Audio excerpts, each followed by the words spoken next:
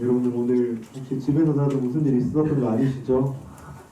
우리 옆에 계신 분들하고 이렇게 한번 인사합시다. 오랜만에 하는데 당신의 얼굴이 더보듬교회 전도지입니다. 한번 인사하실까요? 네. 예, 더보듬교회가 어떤 모습으로 있는지 한번 봅시다. 예, 전도지가 혹시 구겨져 있거나 아니면 찡그려 있진 않죠? 네. 여러분 자기 자신을 어떤 존재로 보느냐는 참으로 중요합니다. 신앙생활을 할 때 내가 어떤 신앙의 단계 가운데 있는가, 나의 신앙의 상태는 어떠한가를 아는 것은 참으로 중요합니다. 이것을 자기 객관화라고 이야기도 합니다. 그래서 자기를 너무 과소평가하지도 않고 자기를 너무 과대평가하지도 않고 나는 지금 어떤 모습이고 어떤 단계이고 어디만큼 가고 있는가. 여러분들 자신에 대해 너무나도 엄격하고 지나칠 정도로 자신을 과소평가했던 사람, 바로 오늘 우리가 함께 볼 세례 요한입니다.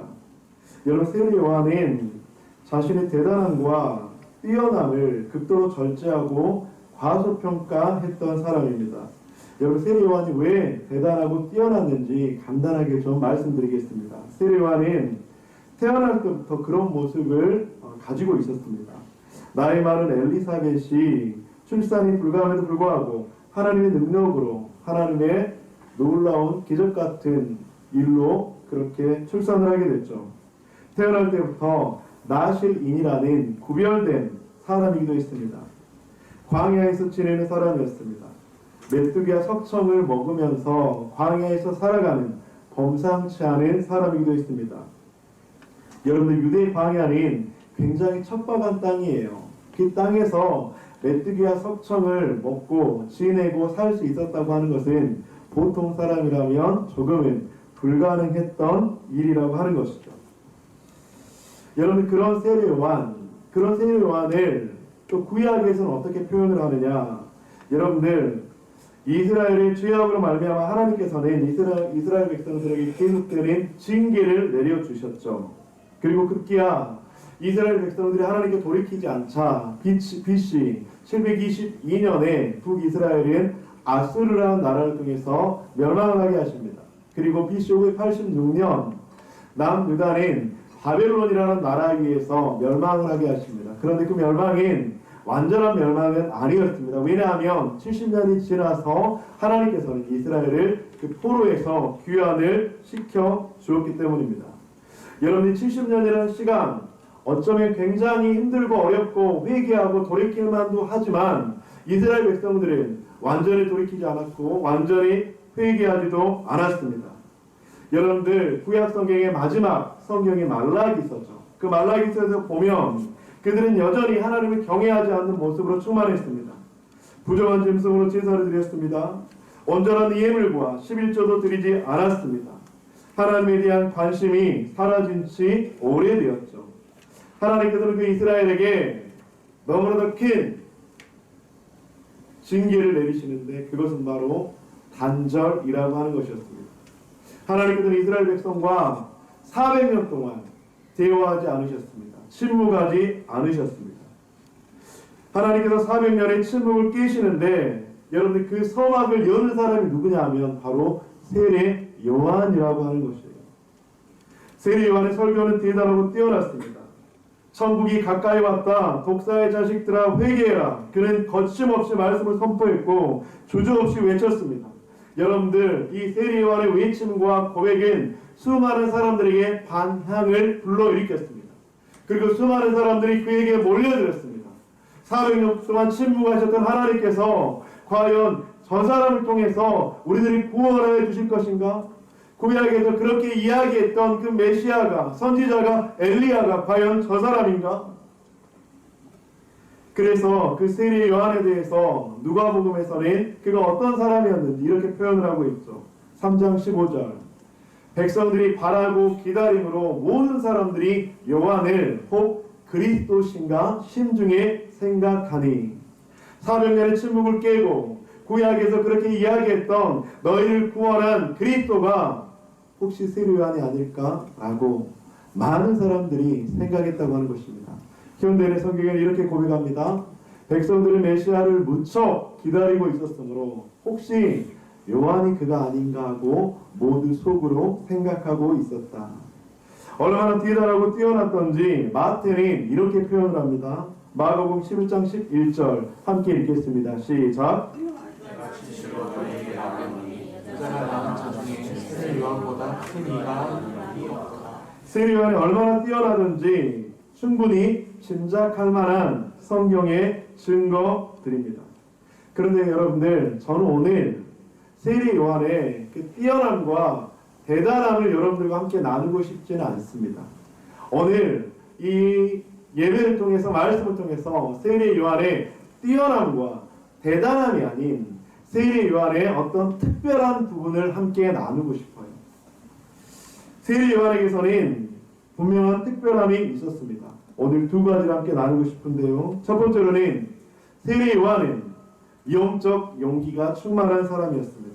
여러분들, 용기라고 하면 여러분들은 어떤 문장이 생각나십니까? 여러분, 용기라고 했을 때 이 사람이 참 용기 있다라고 했을 때 그 용기라는 것은 어떤 대상이 있어야 합니다. 그래서 너무나도 무서운 사람인데, 너무나도 범접할 수 없는 사람인데 내가 용기를 가지고 그 사람에게 다가갔다, 이럴 때 용기라는 말을 쓰잖아요. 그리고 또 용기라는 것은 어떤 상황이 꼭 있어야 되는 것 같아요. 도저히 넘을 수 없는 상황, 불가능한 상황, 포기할 만한 상황, 도저히 헤어나올 수 없는 상황. 그런데 그 사람은 용기를 가지고 그 상황을 뛰어넘었어. 그 사람은 용기를 가지고 그 어려움을 극복했어. 여러분, 용기라고 하는 것은 어떤 대상이나 상황이 분명하게 있어야 된다고 하는 것이죠.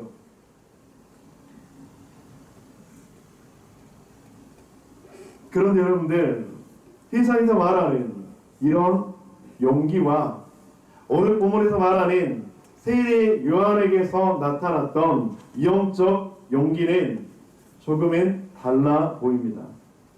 세상에서는 이겨야 합니다. 극복해야 합니다. 뛰어넘어야 합니다. 이것이 세상의 용기라면 오늘 성경에서 말하는 영적 용기는 무엇일까요? 이런 것입니다. 자신의 정직하지 않은, 자신의 이기적인 욕심, 자신의 육체적 정욕, 이것들에 대해서 인정할 수 있는 것이에요. 그것들을 인정하면서 그것들을 나는 이런 연약한 사람입니다 라고 고백할 수 있는 것입니다. 영적 용기는요, 내가 무엇을 할 수 있다 라는 것보다 내가 무엇을 하지 못한다 라고 하는 것, 그것이 바로 진정한 영적 용기라고 하는 것입니다. 세상에서는 내가 이것을 할 수 있어, 내가 이것도 할 수 있어, 나에게 이런 능력이 있어, 나는 이걸 극복할 수 있어, 이것이 바로 세상에서 말하는 용기라면, 진정한 영적 용기는 나는 참으로 연약한 사람이야, 나는 이것을 할 수 없는 사람이야, 나는 아무것도 아니야, 나는 아무런 존재가 아닌 것 같아 라고 고백할 수 있는 것, 이것이 바로 진정한 영적 용기라고 하는 것입니다. 사랑하는 성도님들, 예를 들어 이런 것입니다. 내가 돈을 많이 벌고 있습니다. 그런데 그 돈 버는 방법이 바르지 않다고 하는 거예요. 만약 그렇다면 그것을 멈출 수 있는 것, 이것은 바로 진정한 영적인 용기입니다. 내가 인정받고 칭찬받고 있어요. 그런데 그 인정과 칭찬을 하나님께서는 굉장히 기뻐하지 않으세요. 그렇다면 하나님께서 싫어하시는 것을 멈출 수 있는 것, 그것이 바로 영적인 용기라고 하는 것입니다. 하나님이 싫어하는 것을 하지 않고 하나님과 멀어지는 것을 멈추고, 영적 용기는 내가 말하지 않아야 할 때, 멈춰야 할 때, 어울리지 않아야 할 때, 내가 가지 말아야 할 때, 내가 드러나지 않아야 할 때 그것을 할 수 있는 것, 그것이 바로 영적인 용기라고 하는 것입니다. 타인의 인정, 남에게 잘 보이기 위한 삶이 아닌 하나님께 잘 보이기 위한 삶, 나의 올바른 선택으로 하나님께서 기뻐하시는 길을 선택하는 것, 어쩌면 하나님의 그 길을 선택함으로 말미암아서 세상에서는 미움받고 세상에서는 인정해주지 않는다 하더라도 미움받을 수 있는 그 용기를 선택하는 것, 그것이 바로 영적 용기라고 하는 것입니다. 그런데 오늘 본문에서 세례 요한의 특별함인 그런 영적 용기로부터 시작되었다고 하는 것입니다. 여러분 본문을 보면 유대인들은요, 제사장들과 레위인들은요, 요한에게 이렇게 물어요. 내가 누구냐? 19절 20절 함께 읽어보겠습니다. 시작. 유대인들이 예루살렘에서 제사장들과 레위인을 요한에게 보내어 내가 누구냐 물을 때 요한의 증언이 이러하노라. 요한이 드러내어 말하고 숨기지 아니하니 드러내어 하는 말이 나는 그리스도가 아니라 하네. 지금 예루살렘에서 유대인들과 레위인과 제사장들은 기대함이 있었습니다. 고대함이 있었습니다. 그리고 그들이 질문하는 그 질문의 깊은 내면에는 혹시 이 사람이 그리스도가 아닐까라고 하는 그 작은 설레임과 소망, 그리고 적대감에 의해서 지금 세례 요한에게 묻고 있는 거예요. 내가 누구야? 라고 세례 요한에게 물었을 때 세례 요한은 그렇게 대답합니다. 나는 그리스도가 아니야. 여러분, 만약 지금 세례 요한에게 영적 용기가 아닌 세상적인 용기가 있었다면 이런 대답을 하지 않았을까요? 여러분들이 생각하고 있는 그 사람, 여러분들이 기다리고 있는 그 사람, 400년 동안 침묵했지만 이제 하나님께서 보내신 그 사람은 바로 저입니다. 제가 이 상황을 타개해 볼게요. 제가 이 상황을 극복해 볼게요. 나를 따르십시오. 내가 여러분들을 구원으로 인도할 것입니다. 라고 하는 것이 세상적인 용기라면 지금 세례 요한은 그 세상적인 용기를 거부하고 하나님께서 원하시는 진정한 영적 용기로 나아가고 있다고 하는 것입니다. 어떻게 해요? 나는 그리스도가 아니다. 그러자 다시 질문을 해요. 그럼 엘리야냐? 여러분, 그런데 이 질문은 말라기서를 배경으로 하는 질문이거든요. 21절에 이렇게 묻잖아요. 또 묻되 그러면 누구냐? 내가 엘리야냐? 이르되 나는 아니라. 또 묻되 내가 그 선지자냐? 대답하되 아니라. 여러분, 말라기서 4장 5절과 6절에서 보면 이렇게 말씀합니다. 보라, 나 여호와의 크고 두려운 날이 이르기 전에 내가 너희에게 엘리야와 같은 예언자를 보내겠다. 그는 아버지의 마음이 자녀들에게 돌아서게 하고 자녀들의 마음이 아버지에게서 돌아서게 할 것이다. 만일 그들이 회개하지 않으면 내가 가서 그들의 땅을 저주로 치겠다. 여러분, 지금 레위인과 제사장들은 두려움에 떨면서 묻고 있는 거예요. 너 혹시 말라기 선지자가 이야기했던 그 엘리야 예언자야? 회개하지 않으면 땅을 저주로 치겠다고 한 혹시 그 엘리야야? 지금 너가 전하는 메시지는 그 엘리야의 메시지와 너무나도 흡사한 것 같은데 하나님께서 너를 보낸 그 그리스도야? 그렇게 묻고 있다고 하는 것입니다. 또 사람들은 세례 요한에게 그렇다면 너가 엘리야도 아니다면 내가 선지자야? 세례 요한은 대답합니다. 나는 아니다. 그런데 여러분, 선지자라고 묻는 것은 신명기 18장 15절을 인용하는 질문이었습니다. 내 하나님 여호와께서 너희 가운데 내 형제 중에서 너를 위하여 나와 같은 선지자 하나를 일으키시리니 너희는 그의 말을 들을지니라. 지금 레위인과 대제사장들과 그리고 유대인들은 내가 세례 요한의 말을 들어야 하는지 이 사람을 적대시해야 되는지 만약 구약에서 이야기했던 그리스도라면 엘리야라면 선지자라면 과연 이 세례 요한에게 내가 어떻게 대해야 될지 그들은 혼란스러운 가운데 계속적으로 세례 요한에게 묻고 있다고 하는 것입니다. 이때 세례 요한은 이야기하죠. 23절 이르되 나는 선지자 이사야 말과 같이 주의 길을 곧게 하라고 광야에서 외치는 자의 소리로 아니라. 사랑하는 성도님들, 세례 요한의 특별한 말은 이것이었습니다. 나는 외치는 자의 소리야. 자신을 드러내지 않고 예수 그리스도를 드러낼 수 있었던 영적 용기, 이것이 바로 세례 요한의 특별한 모습이었다고 하는 것이죠. 자신을 드러낼 법만도 해요. 그럴 만한 자격도 있었고요. 그럴 만한 능력도 있었고요. 그럴 만한 지식과 그럴 만한 지혜도 있었던 세례 요한이었습니다. 그런데 세례 요한은 자신을 드러내지 않고 끝까지 나는 외치는 자의 소리야. 그리고 세례 요한이 이어서 이야기합니다.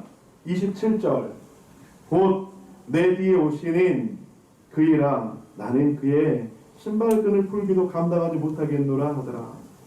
여러분, 이스라엘은요, 스승과 제자의 관계는 종과 주인의 관계처럼 굉장히 엄격했어요. 그리고 제자는 스승에게 최고의 존중, 최고의 예우를 그렇게 표현하는 사이였습니다.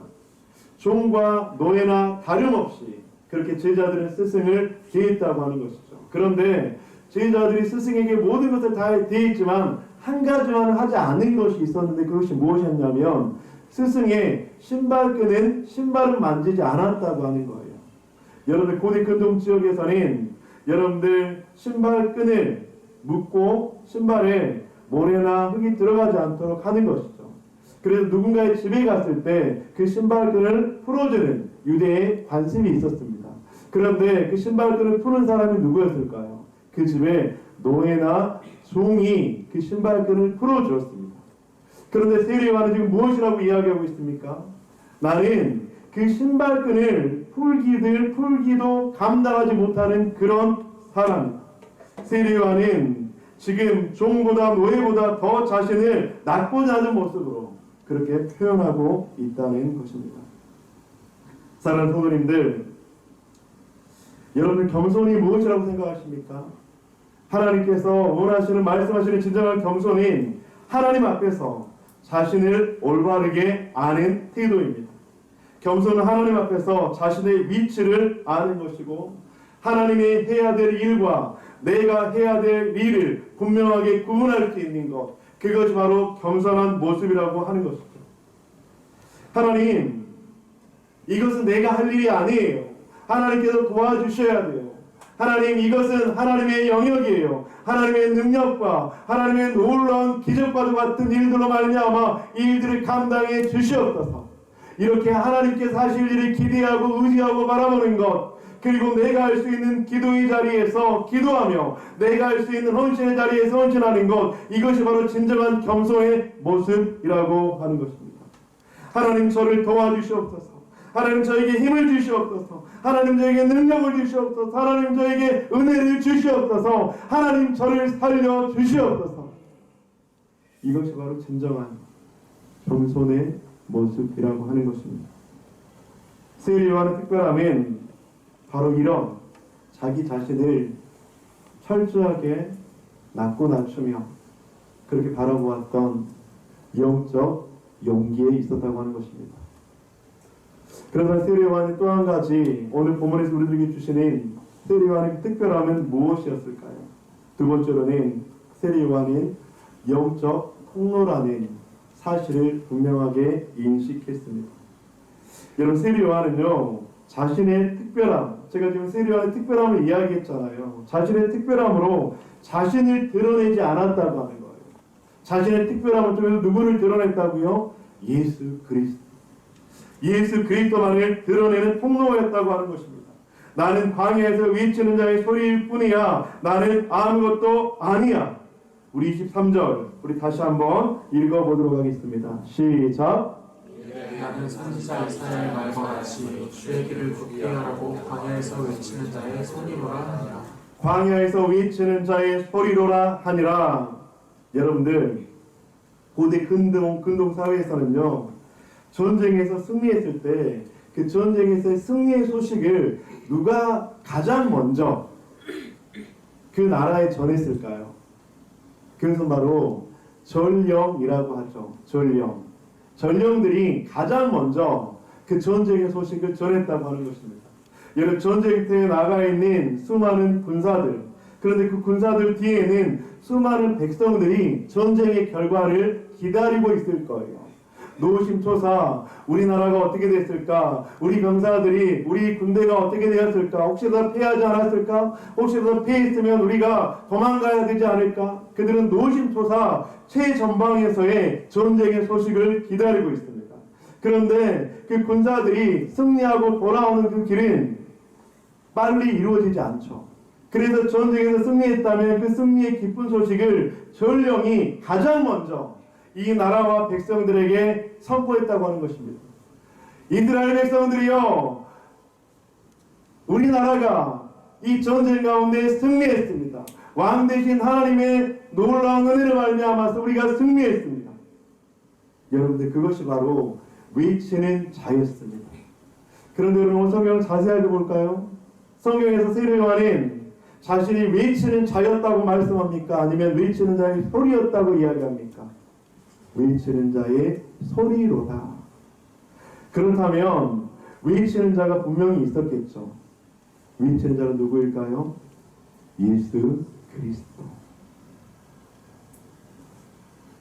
이스라엘 백성들아, 이 전쟁은 하나님이 승리하신 전쟁이야. 우리는 예수 그리스도로 말미암아 하나님의 놀라운 구원의 은혜를 나로 말미암아 너희는 하나님의 놀라운 영광을 얻을 거야 라고 하는 그 외치는 자의 소리였다고 하는 것입니다. 전령이 그렇게 이 자신들의 백성들에게 나라에게 돌아가서 우리가 승리했습니다 라고 그렇게 외친다면 그 승리의 외침의 소리를 옆에서 또 다른 외치는 사람이 있었는데 그것이 바로 세례 요한의 역할이었다고 하는 것입니다.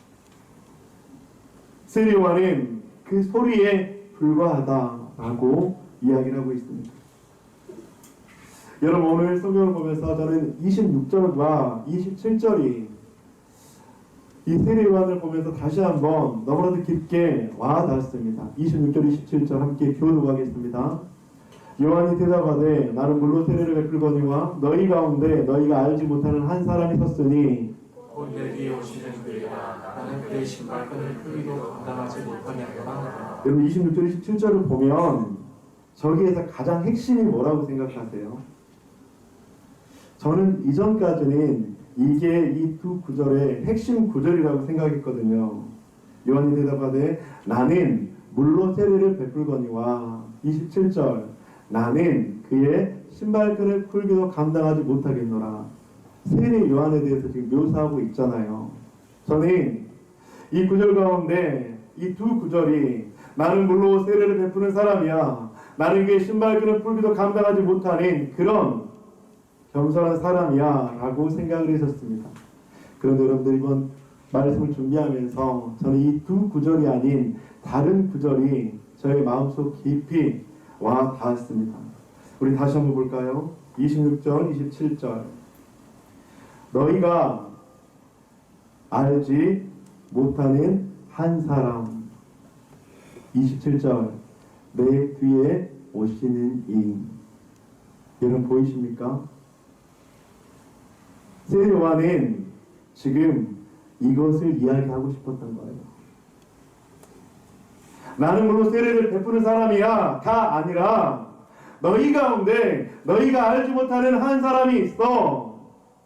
나는 그 신발끈을 풀기도 감당하지 못하는 사람이야 가 아니라 내 뒤에 오시는 그 예수 그리스도.